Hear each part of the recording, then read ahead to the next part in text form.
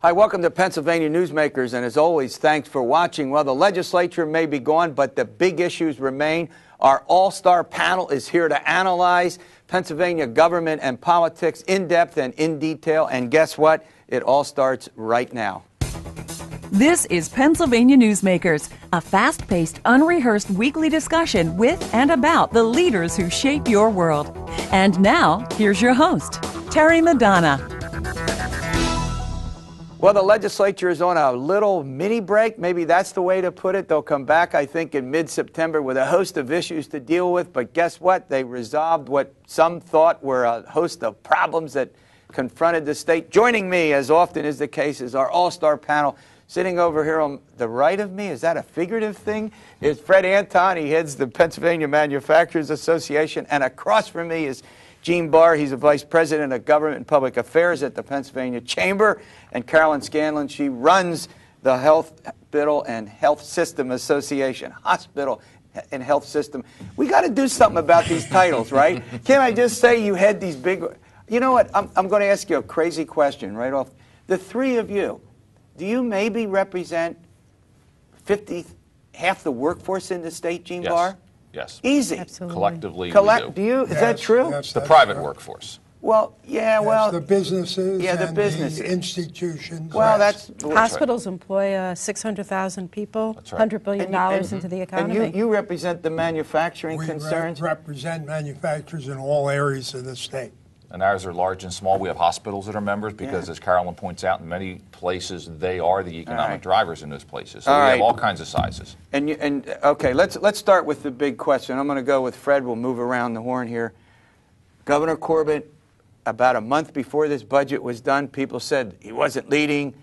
People referred to it, lead from behind, something they've criticized the President of the United States for. Where were you? Tom, you weren't out about. But in the end, his management style for a good part of his agenda, Fred Anton, seemed to work. I rate Tom Corbett and I rate the legislative bodies on the results. I'm much more inclined to discount how these results were arrived at. I think the results were outstanding here from a point of view, from a conservative point of view. And from the business point of view. And from the business point of view, the results were outstanding. Now, that doesn't mean everything got done. It far exceeded my expectations. Oh, go ahead. And one more thing. And I think that there's a tremendous advantage to the lack of drama that is incurred in other states. All right. Now, boy, talk about lack of drama, Gene Barr. The comparisons with Governor Rendell, was on this show many times and was a guest host. In fact, Governor Corbett has agreed to be a guest host. Yep. Tell me about this. Governor Rendell, a press conference, not every day, almost every hour. Every hour. The style differences were amazing. Style differences are huge, and I think you saw this. And as you pointed out, you had a number of members of the media who were already, literally 2-3 weeks ago, ready and willing to say how much of a disaster and how much of a disappointment. In reality, much got done. And I think a lot of those people had to retract because when you came down there to June 30th, you had an on-time budget, no new taxes. Compare that to the last time we had a huge deficit like this back in 91. Took the state literally 2 decades to recover from the taxes that were put on. We got legal reform. We got property tax reform in many cases. We'll get into some of those in greater detail. Lots got done. Go ahead. There was a lot of stuff done. I agree with Fred. This was a big success. Now, stylistic differences, you follow this. Huge differences, right? I think so. We always used to talk about Governor Rendell as the man of the major deal, and he would throw everything into those deals and try to play as many things into one big deal as he could. Governor Corbett seems to be more sequential. He has a list. He knows what he wants to get done. And as you often say, Terry, follow what the person says during their campaign, because that's what they're going to do when they get elected. And he had his list from his campaign, and that's what he worked his way down. And some of the big issues are the ones that got accomplished that both Fred and Gene have talked about. That's a great point. He didn't overly complicate this, did he? No, he didn't. I give him very high marks for the dramatic proposals for education cuts at the secondary level and the primary level. Rendell had loaded up the education budget. He really had overdone it during his 8 years in office. He had the stimulus funds on top.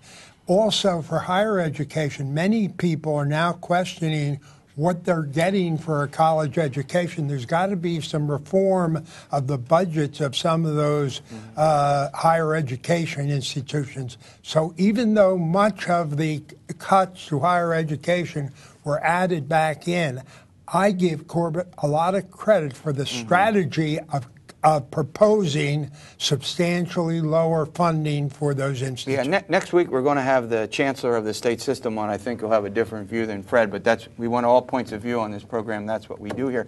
Gene Barr, let's go back to these stylistic differences. I mean, I don't want to demean Governor Rendell. We used to sort of joke, call him Gabber in Chief, because, you know, he had something to say about every issue. And he's obviously, look, Governor Rendell's a very bright guy. Yep.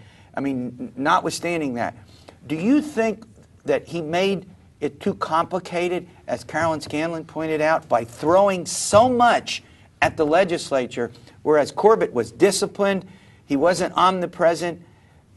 It's one of those classic dilemmas. Do you throw out a whole bunch of things and hope that you get a bunch of them, or do you focus on a couple things, really work towards getting those? Right. And I think you see the classic differences, as Carolyn pointed out. Prosecutor versus someone who has a different way in the public realm. Different style. As was pointed out, he said as a candidate, I'm not going to raise taxes. What's highly ironic is here we have a public official who was criticized because he did exactly what he said he was going to do. That is, I'm not going to raise taxes. I'm going to cut state government. He did. He actually cut the budget. Didn't freeze it. He cut it. But I do think for Governor Rendell, he threw a lot into the pot. He got a lot. There's no doubt about that. And so That's he really was a master deal maker. All right, we're done with a psychoanalysis of Governor Rendell and Governor Corbett. We'll go and talk about some of the specifics of the issues that were completed, and then later get into what has not been done yet following these words. This broadcast of Pennsylvania Newsmakers is presented by the Pennsylvania Chamber of Business and Industry, the statewide voice of business, and by the Pennsylvania Cyber Charter School, bringing educational innovation and freedom to the children of Pennsylvania. This broadcast of Pennsylvania Newsmakers is presented by ReconnectPA.org, supporting a comprehensive transportation funding solution, and by the Pennsylvania Manufacturers Association. Business in Pennsylvania is our business. Hi, welcome back. We're with our all-star panel. That's tough. All-star panel, Fred, that's a little hard to get out. All right, now look. You brought up a point at the break about the style compared to other governors. Governor of New Jersey comes to mind. Go ahead, the governor of Wisconsin comes to mind. Governor Christie, Governor Walker, with the huge demonstrations, with confrontation. There's a great deal to be praised in someone who can get difficult issues resolved and particularly favorable to their point of view without the confrontation, without the demonstrations. And Corbett succeeded in doing that. He succeeded in doing that. No, I agree. Look, what shocked a lot of people, Gene Barr, was pay freeze for public employees in the two big unions, as you well know, but you know, more health care costs, and pay a little more for health care, lose some of the days that you would normally get. But, as I understand, it's 10% pay hike over 4 years. Over 4 years. No confrontation there, right? Correct. There wasn't. Is Fred right? Yeah, and again, I think it comes back to a little bit of where this governor decided to focus. He focused on a $4+ billion deficit. He said, I want to get this out of the way, get this distraction behind us. Now, there are other people who say, gee, it should have been more. Sure there is. He decided on where he was going to focus. He decided on where he's going to put his energy, and he put his energy on the tax stuff, on cutting the budget, on legal reform, and he kind of, from his perspective, got some distractions out of the way. I want to go around the horn here. I'm going to start with Carolyn on the issues. There was huge debate over hospital reimbursements, but before we get into that, there is no doubt that from, I think collectively, all three of you were in favor and supported the fair share reform. Carolyn, explain that in 30 seconds. I know you can do this. You've done it before. Well, the Fair Share Act is really changing a legal premise around who's liable or responsible for damages. And the way our law was crafted is that if somebody had some responsibility but didn't have any funds to pay it, others who had lesser responsibility may have paid the full amount. What we've now done is changed it so that you pay that amount that you're responsible for. Now, there are some exceptions. There's a threshold of 60%, but generally it says you pay your fair share for what you've done wrong and not what somebody else may have done wrong. All right, we're going to come back to you in a moment for the one area of disappointment that I think you might have with the budget, and tell me if I'm right or wrong. But Gene Barr, give me the one thing that Governor Corbett and the legislature did that the business community was happy with. Well, the one I know thing, there are more than one, but give me one. You already said the one. The other one is that simply we had a $4 billion deficit and there was no tax increase. Yeah. That's huge. I mean, when you think about that, and again, going back to 1991 when we almost wrecked the business climate, and a large degree did, in this Commonwealth. $4.2 billion, $4+ billion, we did not do a tax increase on either residents, individuals, or businesses. Fred? The phase out of the capital stock and franchise. Now, the capital stock and franchise tax is a big disincentive for business to come to Pennsylvania. You know what? Every time you all bring this up, I can just say, what is this tax? Well, this is a tax effectively on people who put resources in Pennsylvania, people who have employees in Pennsylvania, and people who have capital in Pennsylvania. That's what it is. And the business community generally thinks this is onerous, if I get on this. The assets of a company, and you pay it whether you make money or not. Yeah, okay. That's the problem. That's why it's so burdensome. Now, it's been supposed to be phased out over 10 years. And it's continuing now, is that right? It's been going to be phased out, and it was not a big issue because Corbett played it down low. Now, in almost every situation, or in many situations, the phase-out has been interfered with. It's either been halved, or it's been reduced, or it's been postponed. This time, and it's getting down near the end, and it's getting down near the end. The other thing, Marcellus Shale. We'll come back. Go ahead. Okay, go ahead. We're going to deal with the issues ahead. Marcellus Shale, what are you going to tell me? Not done? I'm going to say, I think that the fact nothing was done yet on Marcellus. It will get done. Yeah, it will get done, but the fact that it isn't, that it's postponed, that's a big incentive for people to keep coming in. All right, I'm going to get, before we're done, we're going to come back to Marcellus Shale. We're going to get an impact fee, and I don't know if you agree with me or not. You may not, some of you may not like it, but my prediction is we'll get that. All right, when we come back, I want to ask Carolyn Scanlan about one of the problems that I think the hospitals had with the budget, and then we're going to move ahead. Fred already anticipating it, Marcellus Shale, school choice, and some other matters after talking about paying for things after we pay some bills. This broadcast of Pennsylvania Newsmakers is brought to you by Pennsylvania Credit Union Association. Pennsylvania Credit Unions, where people are worth more than money. To find a credit union that is right for you, check out ibelong.org. And by the Energy Association of Pennsylvania, Pennsylvania's energy information source. This broadcast of Pennsylvania Newsmakers is presented by the State System of Higher Education, 14 state-owned universities. The state system is the largest provider of higher education in Pennsylvania. And by the Hospital and Health System Association of Pennsylvania, working towards a healthy Pennsylvania. Hi, welcome back. The All-Star panel is taking a look at what the legislature did and didn't do. Carolyn Scanlan, I want to go back to you on this issue. One of the things that I think there was some disappointment in the hospital community had to do with reimbursements, and it gets complicated. Simplify it. Tell us what the concern would still be that the hospitals in the state have. We've talked about this before on your program, which is that the hospitals before the last fiscal year put together a 3-year payment scheme for hospitals called Act 49. And it was based on hospitals paying a fee that then allowed some federal money to come into the state, and then a formula for how hospitals would get paid. We had hoped that and expected that 3-year commitment would stay in place. Okay. The governor made cuts in that 3-year commitment. The House made further cuts. Our goal was to get the legislators to honor that commitment, in the end, with hospitals paying an increased fee in order to maintain the cuts that would have occurred, that has stayed in place. Okay. Now, we have some further cuts on other kinds of payments that hospitals get. No one came out of this budget unscathed. Right. And so some broad concerns about some authorities that the Secretary of DPW has been granted over the next year in order to meet the budget target of $400 million worth of savings in the Department of Public Welfare. So you're not happy, you're not unhappy, you're kind of caught in the middle.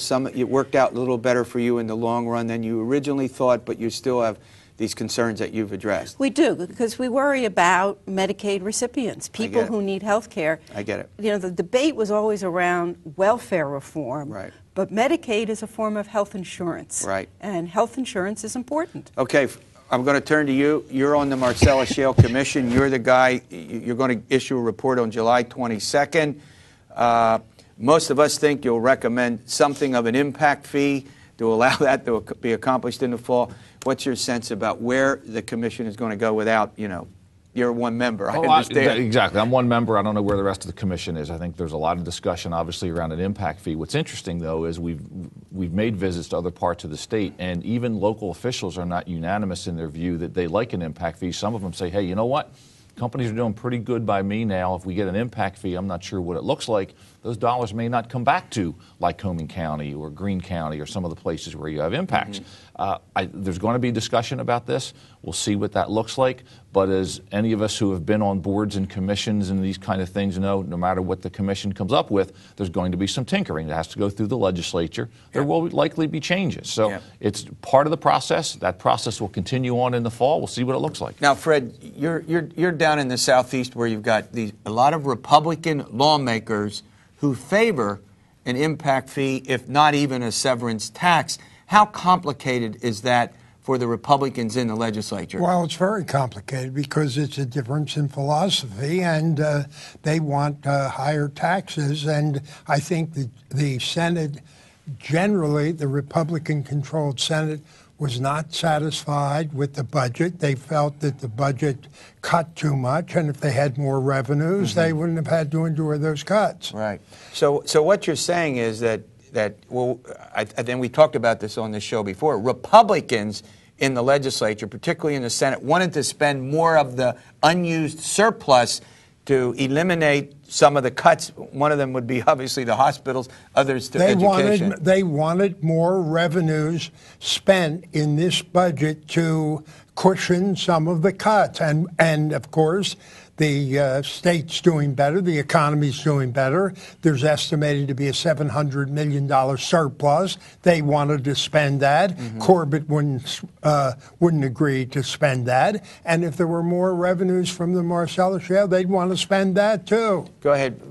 There was a real question as to, we throw around the term $700 million a lot. There was a real question whether or not these were one-time. Are we going to have another double-dip recession? As you look at the numbers nationwide, housing has not come back. You look at some of the other unemployment numbers, they're not all that good. And I think there's legitimate concern about spending dollars. Again, when you have the $4.2 billion, we owe billions of dollars in unemployment comp. We've got the pension problems, the M-Care of trying to spend those dollars. So I understand why there was a reluctance to do that. Okay, on the other hand, go ahead. just so we all understand, these were very harsh cuts to people who are very poor in this state and rely on support for health care, child care, people who are disabled, who are elderly, who are kids. And this will have some significant ramifications. Okay, another point of view, well made. All right, when we come back, final segment, sell the liquor stores, maybe school vouchers. What will happen when the legislature returns with those issues? We'll find out when we return. Following. This broadcast of Pennsylvania Newsmakers is presented by Highmark Blue Shield, changing the way health plans work for business with a variety of plan options for employers and more choices for employees. Information is available at highmark.com. Have a greater hand in your company's health. And by the Pennsylvania Healthcare Association, the future of long-term care. Welcome back. All right, looking ahead, one of the things Carolyn Scanlan, the legislature did not do is something called apology legislation. What's that about? It's one more piece of legal reform where if a doctor, hospital, a healthcare practitioner apologizes to the patient for a mistake, we'd like that exempted as proof of a problem when they go into court. The House has passed it. It's now pending in the Senate. It would be good to see that passed in the fall. So the point is that allows a doctor to have an honest conversation with a patient without having it thrown back. And it may be something that's not even a huge mistake, some medical error. Am I right or wrong about that? It could just be a contraindication from something that occurred. There you go. But they should be able to have that conversation. All right. Man, I'll tell you, it's been tried and tried over and over again. Thornburg tried it, Governor Thornburg, Governor Ridge tried it, sell the liquor stores. Is it going to get done, Gene Barr? Look, it's certainly going to be one of the things that get talked about. I think it lines up behind vouchers. Our perspective from the business community is I would lump vouchers and the sale of liquor stores in the same. We think you benefit by competition. The education system needs competition, so does the state store. Now, they've done a better job. I would argue that the reason for the improvement you've seen in state stores has been the threat of competition. Oh, okay. Yes or no? Come on, I'm putting you right on the spot. Maybe. You're going to give me a maybe, right? I think it's going to be tough to finalize it this fall. Fred Anton, yes or no? Sell the liquor, is it going to pass? I don't think it's going to pass, but I think it's very important that it does, and I think there's no reason why it shouldn't. Now, 80% of the people in all polls are for privatizing the liquor store. They've got to confront the unions, but I think that if they cannot get this done, it is not a good... Hold on a minute. It's just not the unions. You got conservative, rural, Republican lawmakers who have a problem with this because they don't want to see... That's not the same factor as the unions. The big thing that's preventing this is the union workforce. That's my judgment. And you don't think it gets done? And I think it's marginal. I think it's 50-50. Does Corbett lean heavily on this? Is this a huge item for him? I think he picks up a couple of other things. First, as some bigger ones, he'd like to do it. It brings Pennsylvania into the 20th century, let's call it, let alone the 21st. Only two states, right? You didn't throw that in. Does the apology legislation get done? I think so, they've already done the Major Fair Share Act. Right. They may feel like they've done enough legal reform for this year, and so we may not see it until next year. We're out of time. Go ahead. Fred, this is important for Governor Corbett to get this done. Fred Anton gets the last word. Thanks for watching this edition of Pennsylvania Newsmakers. And as always, stay well. I always say that, Carolyn. Stay well.